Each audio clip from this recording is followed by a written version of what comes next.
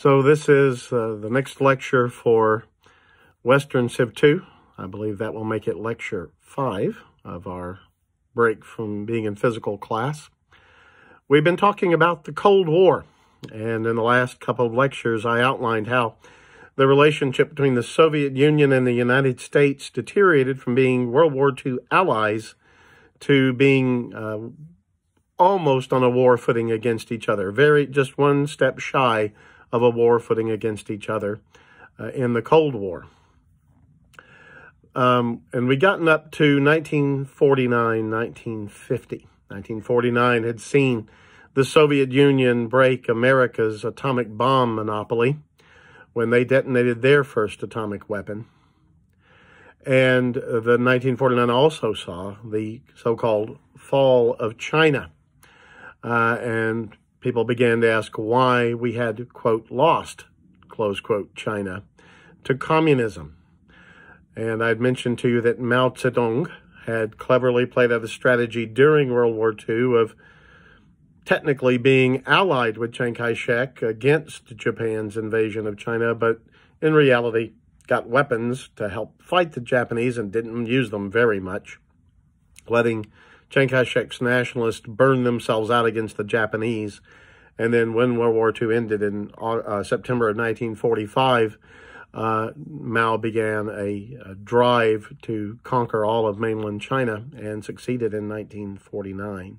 So 4 years of civil war would end with a total collapse of the nationalist forces in China, who fled to Taiwan, where even to this day, technically, Taiwan is the Republic of China, nationalist China even today. But mainland China became the People's Republic of China, a communist dictatorship, in the late summer of 1949. Now that set up the first hot war of the Cold War. But it wasn't between the Soviet Union and the United States. It began in Korea. The Korean Peninsula juts down into the Sea of Japan from mainland China. But Russia's very close. Vladivostok, Russia in Siberia is only 70 or 80 miles from the North Korean border with China. So it's a very vital part of the world. And you'll remember I told you that at the Potsdam Conference in July of 1945, after the European War was over, but before the Pacific War had ended in World War II, that Joseph Stalin had promised the British and the Americans that he would enter the war against Japan a month later.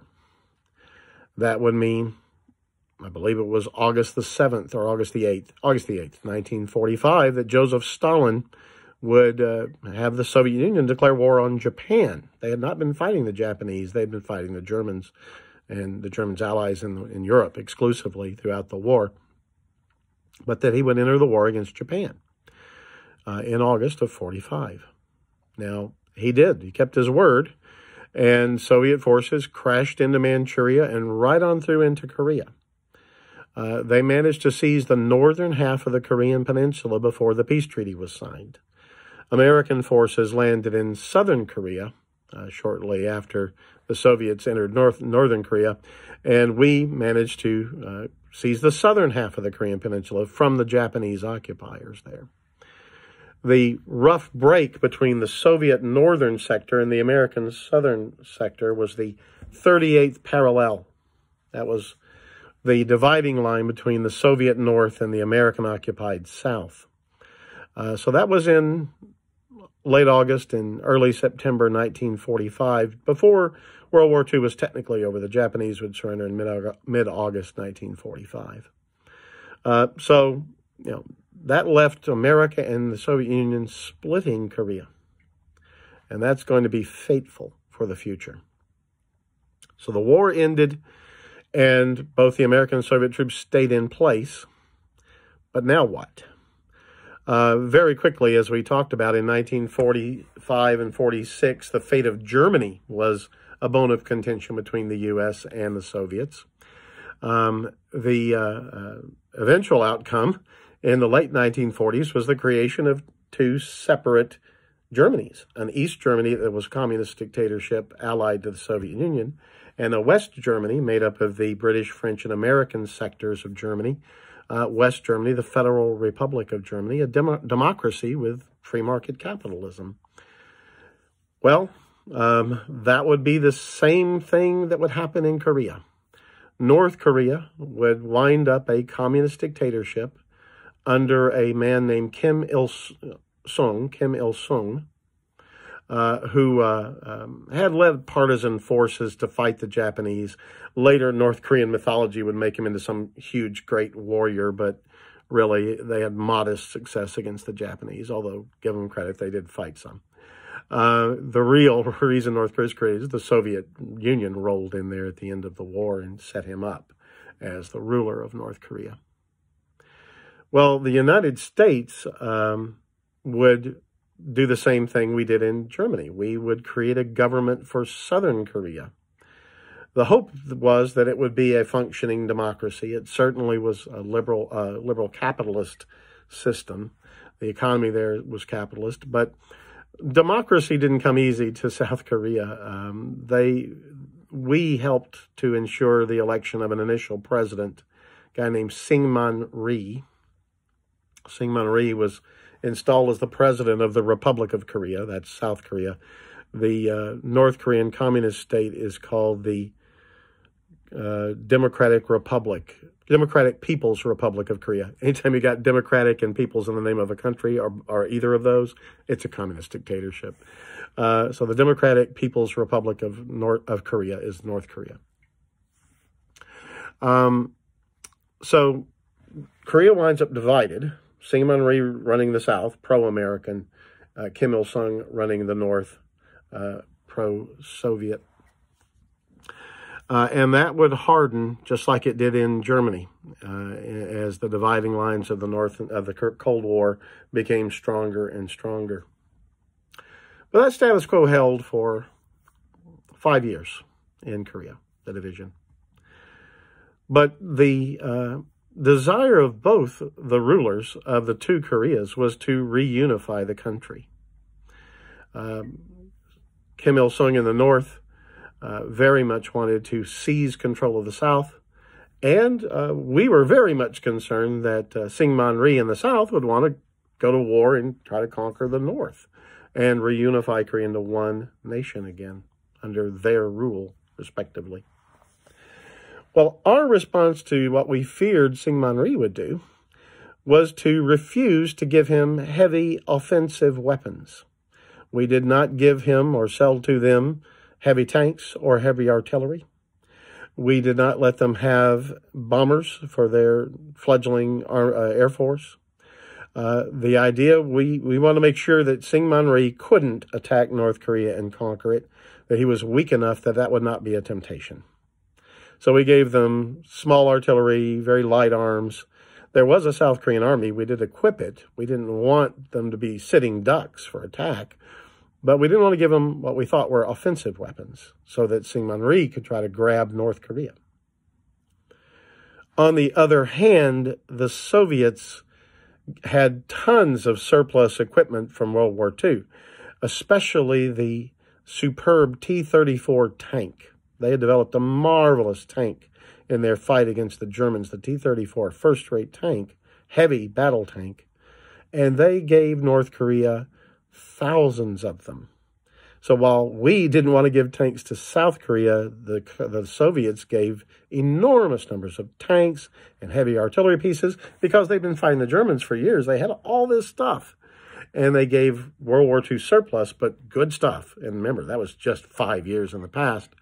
To North Korea. So Kim Il-sung's North Korea in the communist North is armed to the teeth. Now, as long as the United States had its monopoly on atomic weapons, Kim Il-sung was afraid to go ahead, especially without the approval of Joseph Stalin. And Joseph Stalin reined Kim Il-sung in, the North Korean dictator. The Soviets didn't want a major war with the United States. We were in a standoff with between the two countries, but the Soviets didn't want to go to war with us any more than we did with them, especially since they were just getting their atomic weapon program up and running. They were frightened of us, and so they didn't want to go to war with us. Unfortunately, and this just goes to show how little things can have huge consequences, in the spring of 1950, the Secretary of State of the United States was in Asia, I think he was in Japan, to give a talk about America's security posture in East Asia. Everybody's worried about communist China. Everybody's worried about this strongman dictator, communist dictator in North Korea. But so they were having a big conference trying to form a better alliance with the Japanese, the South Koreans, the Thais, and so on. And he gave a speech. And he wanted to stress, our Secretary of State wanted to stress our commitment to East Asia. And in this speech, he said, we consider Japan and Thailand and Indonesia to be Central American policy concerns. And he'd rattled off these countries intending to signal to the Soviets, we will defend these nations. But he forgot to put Korea on the list. He left it off. And that apparently was just an oversight, rattling off like 10 countries. He forgot one. This is why if you're a high-ranking political leader, don't ever just talk off the cuff. Always have a written text, because a missing word or an extra phrase thrown in ad lib can mean significant outcomes. In any event, this speech left off Korea. The Soviets read this as a message that we would not fight to defend South Korea, that we would Japan and other countries in Asia, but not Korea. And since Kim Il-sung, the North Korean dictator, has been hopping up and down for years about reunifying Korea, at that point, and as the Soviet atomic stockpile began to grow, Joseph Stalin finally gave in to Kim's request. Okay, you can invade South Korea and reunify Korea under communist control. This would be a victory for world communism. Stalin would look good in the glow. It wasn't going to be Soviet troops fighting. It was going to be North Korean communist soldiers. And at that time, there were very few Americans in South Korea, American troops, very few. We had handed over the country to the government of South Korea, to Syngman Rhee. Well, in June of 1950, North Korean armor came slamming across the 38th parallel into South Korea. And it was massively successful in its invasion. Within a couple of days, they had captured Seoul, the capital of South Korea. And the South Korean army, lightly armed as we had made it, we had intentionally made them not able to have heavy weapons, while the Soviet-supplied T-34 tanks and heavy artillery just cleaned the field of them. The South Korean army was in a rout in a matter of hours, fleeing to the south, running for their lives in sheer panic. The North Korean army couldn't even keep up with them, chasing them to the south. There were hardly battles because the South Korean army knew they couldn't beat them. They were just running for their lives, trying to get away. And that invasion, in just a matter of a couple of weeks, would seize 90% of South Korea. It would only stop when American forces began to arrive at the southern port of Pusan. They will establish an offensive perimeter around Pusan that will allow us to fight back against the North Korean invasion of South Korea. And increasingly over the next 2 years, the war will be American might, supported by South Korean troops. But America is going to be the main fighter for the South over the next 3 years. The Korean War will be a bloody, hot war, the first major hot war of the Cold War era. We'll continue talking about the Korean War and its consequences at home in America and around the world in our next lecture. Thank you.